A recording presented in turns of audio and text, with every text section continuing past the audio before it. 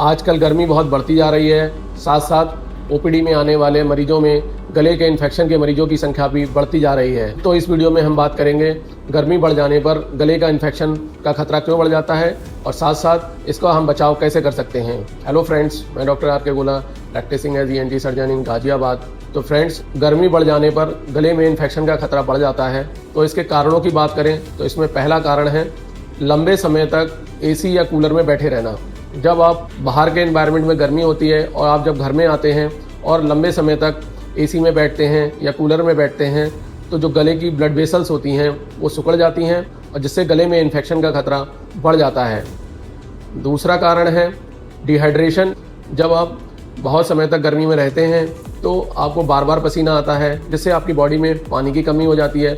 साथ साथ गले में भी एक ड्राइनेस हो जाती है, जिससे वहाँ पर बैक्टीरियल और वायरस ग्रो करने का एनवायरनमेंट मिल जाता है और गले में इन्फेक्शन का खतरा बढ़ जाता है। तीसरा कारण है बहुत ठंडी चीज़ों का सेवन करना।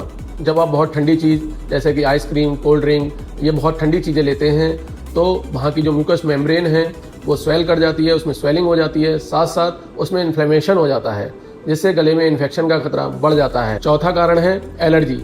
इस समय एनवायरनमेंट में बहुत ज़्यादा एलर्जेंस होते हैं। जो एलर्जेंस हमारी नाक के माध्यम से हमारे गले की म्यूकोसा को इरिटेट करते रहते हैं, जिससे कि वहाँ पर म्यूकस का प्रोडक्शन होता रहता है।